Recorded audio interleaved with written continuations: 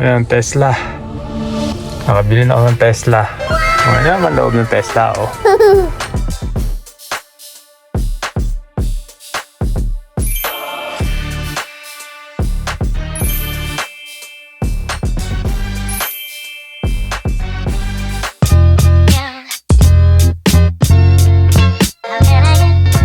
Hello mga kablabs, in today's video, sasamahan ko po si Habi sa kanyang job interview. Sa vlog na ito, share namin kung paano ba talaga mag-apply ng trabaho dito sa UK, ano-ano ang mga requirements na hinahanap ng employers, ano ang magiging work ni Habi, paano niya nahanap ang job opportunity na ito, at pinaka-importante, magkano ang sahod. If you are interested, please keep on watching. Okay, hello mga kabilab. So, nandito po tayo ngayon sa Gatwick Airport. May interview po si Habi. Nasa office po siya ngayon. And ito, kung makakapasa siya,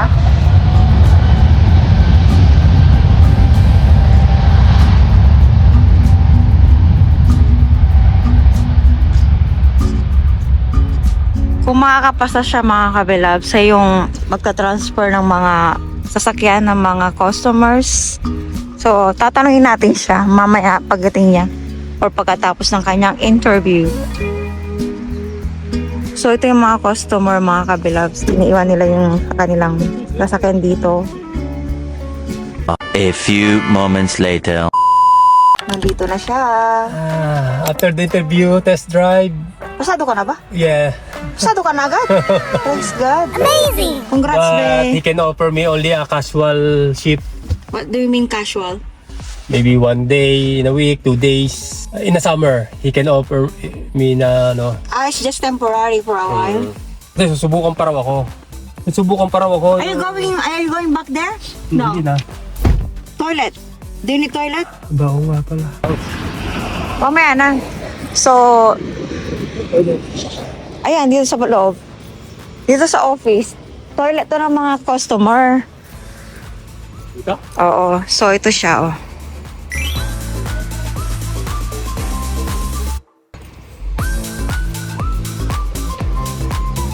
Sa kanan ng toilet.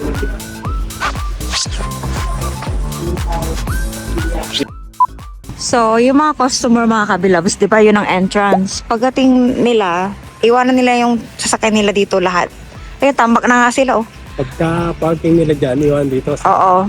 Pag customer sila. Sila yung mga sasakay sa aeroplano. Na maglilipat na yung mga Oh, tapos ililipat. Yun yung magiging trabaho ni Habi. Ililipat niya yung sasakyan sa car park. So, yung mga customer pupunta dyan sa loob. Okay, hi mga kabilab. So, nakita niyo naman si Habi. Kagaling na niya sa interview. So, tatanungin natin siya kung ano yung pinagdaanan niya. Ano yung pinagdaanan mo, be? Nagano ko una, pagpasok ko sa office nila sa baba, sa staff room, welcome nila agad ako. Nila? Welcome to our team, sabi niya. Ay, basta lahat sila kumamay sa akin. Lahat? Nagpakilala. Hindi ko na nga matanda ng pangalan ng iba. Iba nagbibiro. Welcome to our team. Welcome to our team. May interview pa lang. Tapos, siguro lumipas sa mga 3 minutes, kakaupo ko, tinawag na ako. Hindi ko alam yung tumawag sa akin, si David na pala, yung manager, mag-interview. Sa taas kami, ako yung interview sa second floor. Okay. Tapos, hinanap agad niya yung ano ko, CB tsaka lisensya. Yun, pagka-abot ko, ang tanong niya, sa ngayon, mahina kami. Hindi ako makakapag-offer sa iyo ng full-time, casual. Antimano, yun agad sabi niya. Wala man lang tell me about yourself. Walang ganun. Diba? Mga ganun pa Kasi sa nga, atin. tapos sabi niya, do you have any yung kanya, violation sa score, sa lisensya ko? Sabi ko, it's clear. Sabi, that's good, sabi niya. Edi, tingnan niya sa laptop, yung lisensya ko, sinerge niya. Oh, clear nga talaga. Kung nagsasabi ka ng totoo. Okay. Tapos yun. Tapos sabi niya, magte-train daw ako ng 4 days in 1 week. Bali, 8 araw ako magte-training. Oo. Magsisimula ako ng 8 a.m. until 5 p.m. Yun ang training ko. Okay. Bayad yun. Oo, bayad. Sabi niya. Tapos yung holiday, pagka-casual pa lang walang bayad. Yun sabi niya. Oo naman. Oo. Tapos, yung break time, may bayad din. 1 hour ang break time. Sabi niya. Okay. Tapos, sabi niya tinanong niya ako kung may health issues daw ako. Sabi ko, wala kasi when I have a spare time, I do cycling and jogging. Sabi niya, that's great. I need a physically fit employee. Sabi ko sa'yo. Kasi akit baba raw kami doon. Pagkakapark ng sasakyan, babalik, akit baba doon sa ano. Oo. Kailangan, Oo. yung maliksi ka ba? So, dito po kasi sa UK, napaka-importante. Hindi naman sa UK lang. Lahat yan, tinitingnan nila kung physically fit ka. So, kung ano yung ginagawa mo during your free time. So, mahalaga na sinasabi mo na ikaw ay nag-exercise. Tapos rin niya rin ako anong previous na trabaho ko. Sabi ko, yun nga, nagtatribe ako sa Domino. Sabi ko, actually, I have 3 jobs. Nagulat siya. Yan. Tapos sinabi ko, 2 years and 4 months na ako nagtatrabaho as a delivery driver sa Domino's. Okay. Sinabi ko, yung iba, hindi na naman niya... Hindi niya nasilip na na 1 year mahigit ka pa lang na may... Hindi na kasi UK driving sinabi ko license? sa kanya kasi, 2 years na ako nagmamaneho sa Domino's. Tapos, Actually, more than 2 years tapos na. dito sa UK, about 3 years na ako nagmamaneho. Kaya hindi na niya na yung lisensya ko kung ilang year akong UK holder. Dito po kasi sa in-applyan niya ngayon mga kabilabs. First requirements talaga nila, dapat you have a 2 years driving license. UK driving license UK, kung kailan siya nakapasa dito sa UK. Yun ang unang requirements nila. Pero Nakapasa lang siya 14 months pa lang. base naman kasi sa experience ko, halos 3 years na nga ako nagmamaneho dito. Kaya hindi na rin niya Oo, tinanggap na rin niya ako. Oo. Tapos pagkatapos noon, ditanggap na ako. Tumawag siya isang driver para i-train ako sa parking, reverse parking, yun. Tapos dapat yung side na gulong sa driver side, dapat yun lagi nakatungtong sa guhit pagka magpa-park ka. Hindi lalampas sa guhit, nakatungtong siya. Hindi yung kawang, basta nakadikit. Yun ang nila. Nag-try ka na agad. Oo, kanina. Tapos nag-reverse ako yung dire-diretso, yung hindi ako lalampas sa linya. Yun sabi nung nagkasama kong driver, you're a good driver. Kasi hindi naman, kasi siya doon natingin sa gano'n. Habang nagmamaneho ako, sa salamin lang ako na gano'n. Ganun lang ako.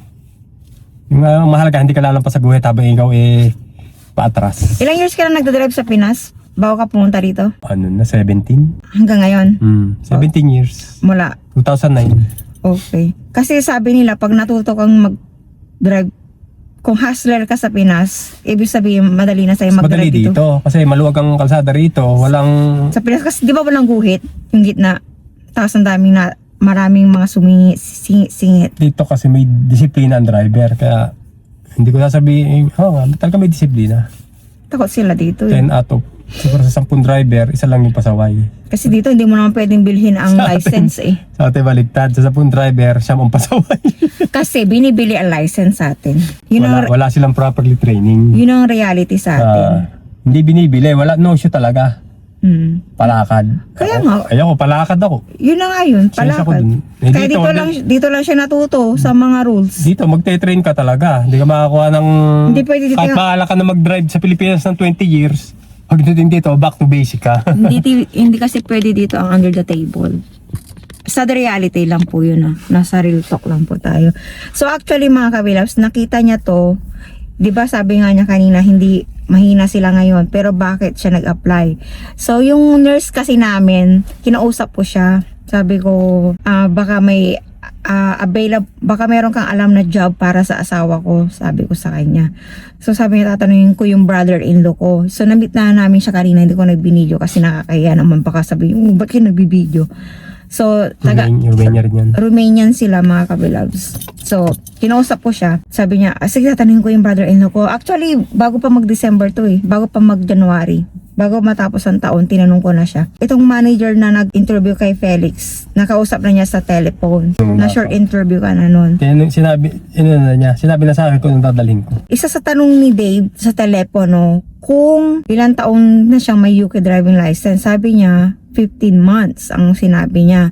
Pero kahit sinabi niyang 15 months pa lang, pinapunta pa rin siya ngayon. So, ibig sabihin, iba talaga pa may backer, mga kabilabs. So, yun. Thank you, Lord, sa opportunity na ito. Parang formality lang, no? Isa sa maganda dito sa UK ay hindi sila tumitingin sa sa educational background mo. Hindi. Basta kaya mo yung trabaho mo. Tsaka willing ka magtrabaho. Hindi ka, tsaka walang exam dito. Sa atin, di ba, may medical pa. Ang tagal mo, ang laki ng gagastos mo, di mo ako, first time kong nagpunta, tanggap agad, walang, ang requirements lang, CV, tsaka yung lisensya ko, tsaka yung share code, yun lang. Bago siya pinapunta dito, sinabihan na siya na magdala siya ng CV, Pwedeng, passport, driving license, tsaka yung share code. Yung share code, dun mo makikita kung legal ba siyang magtrabaho dito.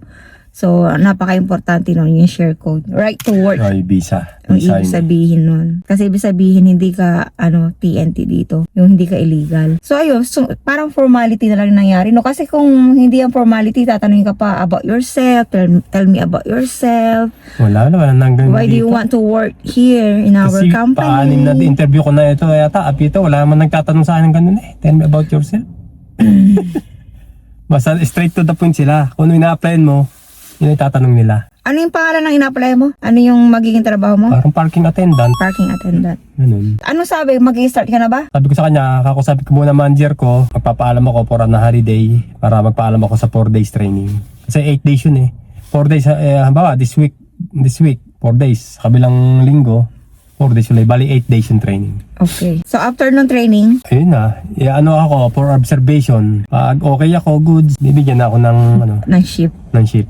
Yay! Congrats, be. Thank you. Para sa'yo talaga to. Salamat sa napaka-supportive kong asawa. Sino mo? Saan kayo nakakita Saka ng nire-review interview? niya ako pag may interview. May interview ako nabukasan, gabi lang kami. Nire-review niya ako. Tsaka habang nagmamaneho kami, nagtatanungan kami. Kasi nga ang galing ko sa English. Pero thanks God kasi lahat naman ng tanong niya kahit papili-pilipit nasagot ko.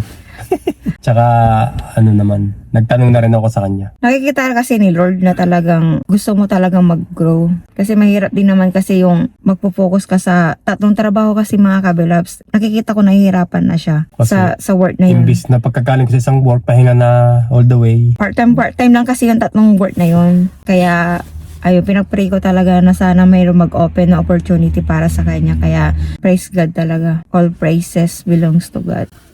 Hindi pala talaga pwede dito mag-train. Ang layo na lalakarin mo pag nag-train ka. Kaya pala sabi yung impossible. Malayo, sabi niya. Sabi nga ni David, yung manager, dapat May sasakyan maaga.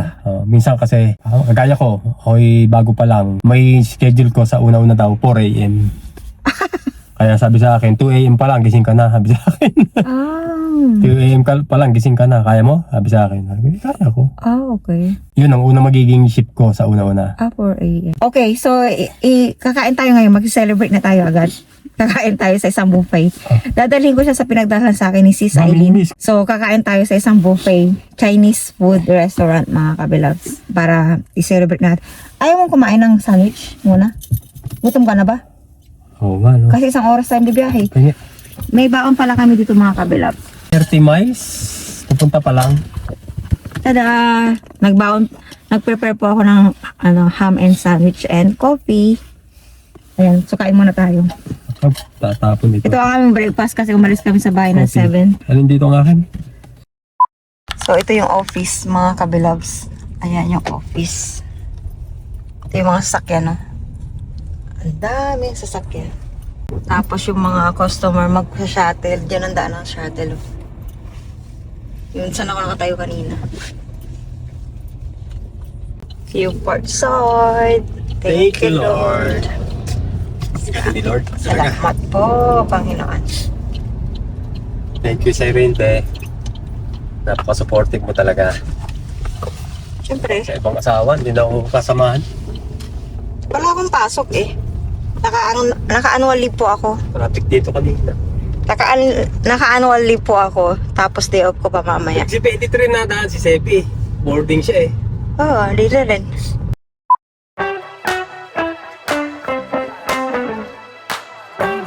Okay mga kabilab, so nandito tayo ngayon sa Beacon, Eastbourne. In a quarter of a mile, turn right onto Susan's Road. Kung magte-train ka pala, ito lang ang train, oh. Kasi ba tayo dito? Ang mataas to? Turn left, then turn Grabe, right wala ko may onto sasakyan dito. Pevensey Ano? Road. Oo, ako dito. Hindi, i-read lang niya. Okay na yan. I-read lang niya. Kasi ang tagal namin tumambay dyan. Wala pala. Proceed to the room. Hanggang sa may nagsalita na. Sabi Proceed to niya. the route. Malaki to, Ben.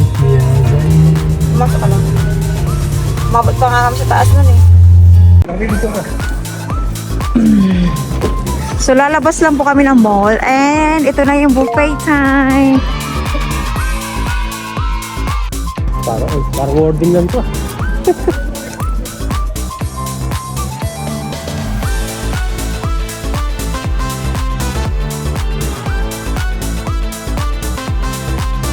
$13 lang oh. Nung pagbukas namin nung 20 siya. Hello, good morning. Thank you. Okay. So magbabayad po muna. After namin magbayad, tsaka na kami pwedeng kumuha.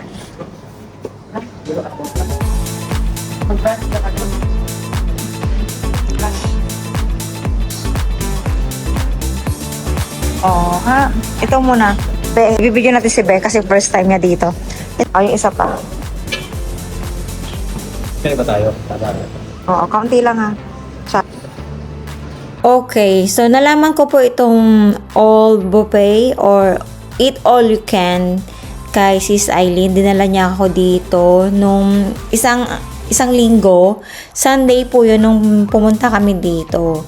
So mas mahal pala siya pag weekends and holidays kasi talagang punong-puno po yan pag weekends. And ngayong weekdays na pumunta kami dito, para sa akin mas okay lang din naman kahit weekdays kayo pumunta. Sulit din naman. Kasi sa dinami-dami ng pagpipilian, hindi nyo rin naman mauubos lahat. Kaya kung may plano kayong pumunta dito, okay din na pumunta kayo ng weekdays. Para mas mura.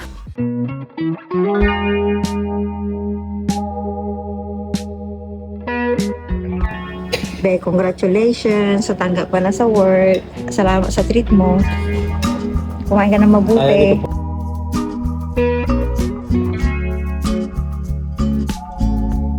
Yan, ikaw ang gagawa niyan. Ay, ako doon. Peking duck. Tama. Ikaw ang gagawa. Wrapper kasi yan. Pwede ko balik, no? Oo, pwede ka bumalik. Ano yun? Bicol Express.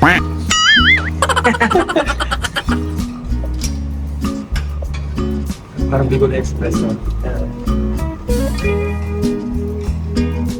Alam nyo ba mga kabilabs bakit answered prayer itong trabahong ito para kay Habi? Kasi matagal ko nang ipinagpipray sa Panginoon na tuwing Sunday sana makasama namin siya mag-church. Kasi simula nung napapasok siya dun sa nursing home na pangatlong trabaho niya, though every lang naman siya dun, every weekends at 4 times a month lang. Kaya lang yung 4 times a month, ibig sabihin kasi nun, hindi na namin nakakasama sa pag-church. And nakikita ko yung changes niya kapag kasi nagtatrabaho ka ng 7 times a week, though meron siya mga day off in between, halimbawa Wednesday, kaya lang iba talaga pag nakapag-church ka kasi nare-refresh ka at nakakapakinig ka ng salita ng Panginoon. Kapag kasi puro tayo trabaho ng trabaho, madali tayo ma-burnout. At napaka-importante na bibigyan natin ng oras ang Panginoon dahil lahat ng blessing na meron tayo ngayon ay lahat yun ay nanggaling sa Kanya.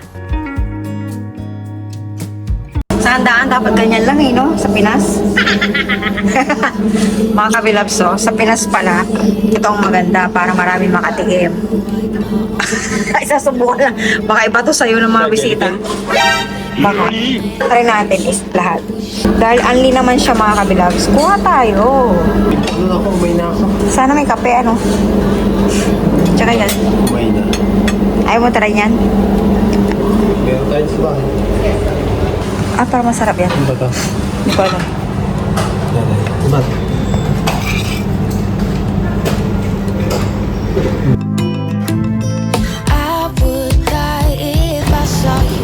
Ito mo gusto ng anak mo, be. Ay, waffle. Tapos si Didip dyan, Didip. Wow.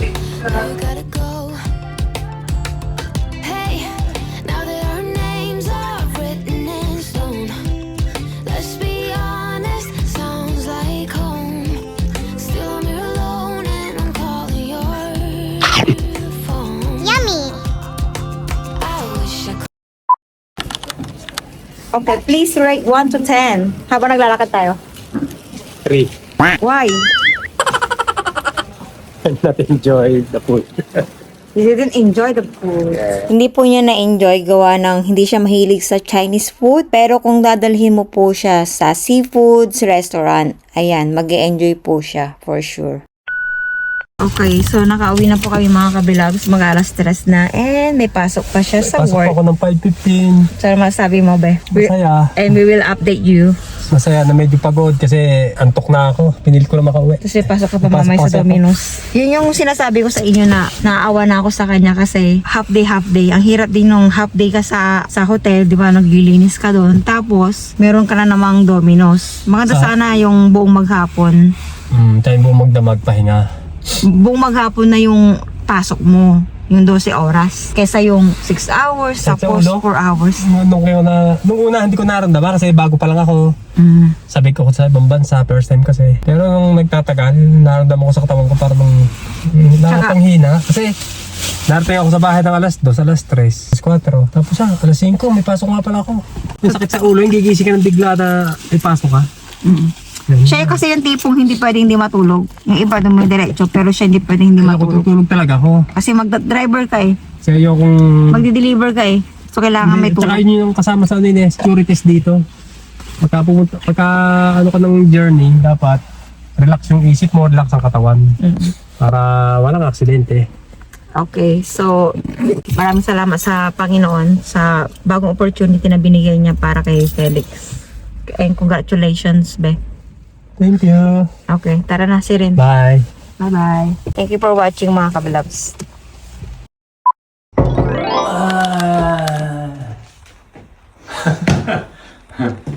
Ay, tsura mo. Traffic enforcer. Pag uniform. Yan ang uniform namin sa airport. Car mover. Car mover, Yeah. ang tawag sa inyo. So, meron bang uniform? Ito lang, ang uniform nila. Tsaka jacket. Pag nagtagal na raw ako. Yung jacket. Okay. Pero kailangan naka-black shoes o kahit any shoes? Mas maganda raw black shoes. Tapos, Black pants. trouser. Black trouser. Kamusta naman ang first day? Training. Okay lang, kasi nung una pinakita lang sa akin ang gagawin. Naglahad lang kami nung manager. Tapos yung pangalawang Para itinor ka niya? tinuro lang ako. Tapos yung pangalawa, sinaman ako nung pinaka-leader. Tapos nung pangatlo, ako na mismo nagpa-park ng sakyan.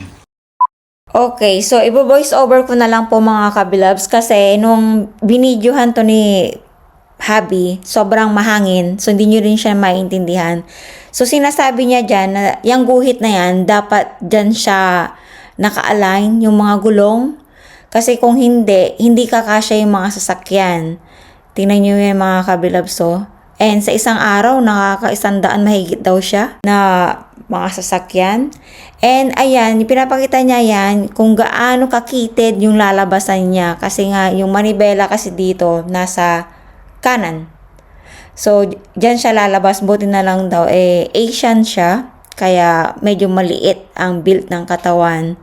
So, ito naman po mga kabilabs ay Tesla. First time niyang nakahawak ng Tesla. First time niyang makapag-drive ng Tesla.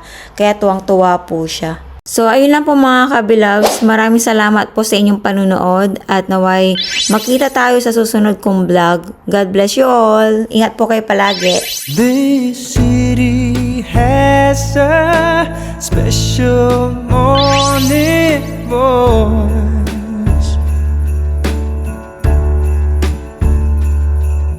Speaks to me through an open window.